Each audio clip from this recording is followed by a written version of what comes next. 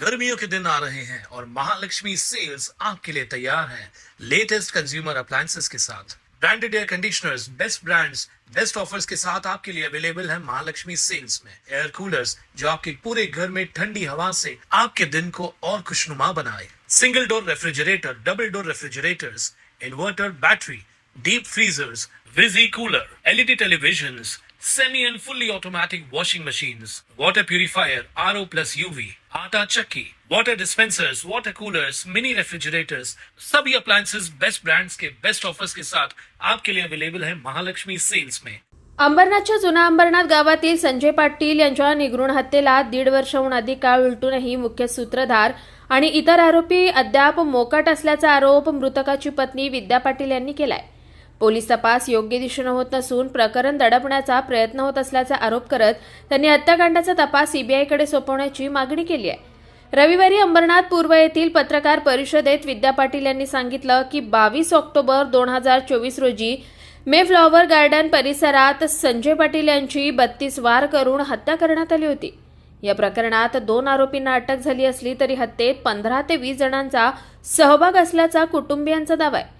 मुंबई उच्च न्यायालयाच्या आदेशानुसार एसआयटी तपासणी सुरू असतानाही 5 महिने उलटून नवीन अटक झाली नसल्यानं कुटुंबियांनी नाराजी व्यक्त केली असून दोषींवर कठोर कारवाईची मागणी केली आहे। नमस्कार, मी हार्दिक संजय पाटील, संजय पाटलांचा मुलगा। संजय पाटलांची हत्या 22 ऑक्टोबर 2024 रोजी झालेली आहे मेफ्लॉवर गार्डनच्या समोर। यामागे 2 आरोपी अटक आहेत। शिवाजीनगर पोलीस स्टेशनमध्ये गुन्हा देखील नोंदलेला आहे आणि आमची केस आता एसआयटीला ट्रान्सफर झालेली होती। तर एसआयटीनी पण 12 आठवड्यांचा वेळ होता एसआयटीकडे। 12 आठवड्या उलटून गेल्या, अजून त्याच्यावर 2 महिने झालेले आहेत, तरी देखील आम्हाला काहीच उत्तरं भेटलेली नाही आहेत। आणि उत्तरं का नाही भेटली म्हणजे पोलीस प्रशासनावर काय दबाव आहे का कोणाचा, या कोणी काय मॅनेज केलेलं आहे का, आम्हाला याची उत्तरं का नाही भेटत आहेत। आणि माझ्या वडिलांची हत्या का झाली, कशावरून झाली, कुठल्या याच्यामुळे झाली, काय मोटिव्ह आहे, हे गोष्ट आम्हाला कळायला पाहिजे आणि आम्हाला आमच्या वडिलांसाठी न्याय पाहिजे। आणि कुठेतरी पोलिसांनी हलगर्जीपणा केलेला आहे। तर आमची हीच मागणी आम्ही म्हणून उच्च न्यायालयाकडे मागणार आहोत की आमची केस सीबीआयला ट्रान्सफर व्हावी आणि आम्हाला न्याय मिळावा। आणि उद्या आमच्या जीवाचं काय बरं वाईट झालं, माझ्या 2 बहिणी आणि माझी आई आणि माझ्यावर जर उद्या काय जीवावर काय झालं माझ्या, तर याच्यासाठी जबाबदार कोण? पोलीस प्रशासन जबाबदार राहणार आहे का? मला उत्तर द्या। आणि या गोष्टीला आम्ही आता सीबीआयकडे मागणार आहोत। तर आम्ही फक्त एवढंच बोलणार आहोत की आम्हाला न्याय भेटू द्या आमच्या वडिलांसाठी। धन्यवाद। 22 ऑक्टोबर रोजी माझ्या वडिलांची निर्घृणपणे हत्या करण्यात आली मेफ्लॉवर गार्डन येथे। शिवाजीनगर पोलीस ठाणे येथे गुन्हा दाखल झाला। त्या सदर गुन्ह्यामध्ये 2 आरोपी सूरज विलास पाटील आणि हर्ष सुनील पाटील या दोघांना अटक करण्यात आली आणि सदरचा तपास हा क्लोज झाल्याचं आम्हाला सांगितलं। आमचा संशय असून सुद्धा संशयित आरोपींची चौकशी झाली नाही, कोणत्याही आरोपींना अटक करण्यात आली नाही। त्यामुळे आणि खरे सूत्रधार जे आहेत त्यांचा कोणताही माहिती मिळाली नाही। त्याच्यामुळे तपासामध्ये कुठेतरी कमतरता असल्यामुळे आम्ही हायकोर्टात धाव घेतली। हायकोर्टात धाव घेतल्यामुळे त्याच्यामध्ये आम्ही एसआयटी आणि सीबीआयला जाण्याची मागणी केली होती। तर माननीय उच्च न्यायालयाने आमची केस एसआयटीला ट्रान्सफर करण्यासाठी ठाणे सीपी यांना आदेश दिले होते। ठाणे सीपी साहेबांनी आमच्या केसचा तपास हा आर्थिक गुन्हे शाखा पराग मणेरे साहेब यांच्याकडे दिला।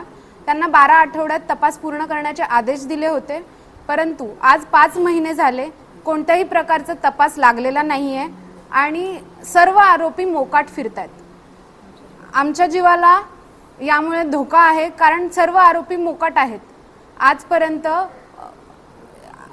आज 1.5 वर्ष झाला आम्ही या प्रकरणाचा तपास लागण्यासाठी सगळीकडे धाव घेतोय, पण आम्हाला कुठेच न्याय मिळत नाहीये। आणि याच्यामुळे सर्व पुरावे असून सुद्धा कोणत्या आरोपींना अटक झाली नाही। माझ्या भावाच्या, माझ्या आईच्या, माझ्या स्वतःच्या बहिणीच्या, आमच्या जीवाला धोका आहे। या सर्वाला जबाबदार कोण राहणार? तुम्ही उच्च न्यायालयात गेले तेव्हा काय आरोपींचे नाव जे आहेत संशयित आरोपी त्यांचे नाव सांगितले त्यांना? हो, 2 आरोपी अटकेत आहेत, त्यांचं पूर्ण कुटुंब शांताराम पाटील, विलास पाटील, किरण पाटील, त्यांचे कुटुंबीय सचिन माळी, संदीप भगत, तडीपार गुंड सागर पाटील, तेजस पाटील, संजय अग्रवाल बिल्डर आणि ज्ञानेश्वर घोलप आणि शेवटचा कॉल कोणाचा होता, ह्या सगळ्या आरोपींची नावं आम्ही पोलिसांना ऑलरेडी दिली होती. या सर्वांचे पुरावे असून सुद्धा या लोकांना अजूनपर्यंत अटक करण्यात आली नाहीये. तुम्ही सीबीआयकडे मागणी केलेली काय म्हणणार? आता जर SITने पराग मणेरे साहेबांनी आम्हाला 10 मे पर्यंत आम्ही तपास पूर्ण करतो असे खोटं आश्वासन आम्हाला दिलं. आज 31 मे आली तरी पण अजूनपर्यंत तपास पूर्ण झाला की नाही, वारंवार पत्रव्यवहार करून सुद्धा कोणतीही माहिती आम्हाला मिळालेली नाहीये. त्याच्यामुळे आम्ही आता उच्च न्यायालयात धाव घेणार आणि आमची केस सीबीआयला ट्रान्सफर करून आमचा गुन्ह्याचा तपास हा सखोल, पूर्ण आणि सत्य लागावा ह्यासाठी आम्ही मागणी करणार, आम्हाला न्याय मिळवण्यासाठी. आणि ह्या प्रकरणाचा जर आरोपींना अजूनही अटक झाली नाही आणि आम्हाला कोणालाही काही झालं, आमच्या जीवाचं काही बरं वाईट झालं, तर या सर्वासाठी सर्वस्वी पोलीस प्रशासन जबाबदार राहील. Bureau report, Swanand media, Ulhasnagar. ताज्या घडामोडींसाठी स्वानंद न्यूजला सबस्क्राईब करा आणि बेल आयकॉनवर क्लिक करा.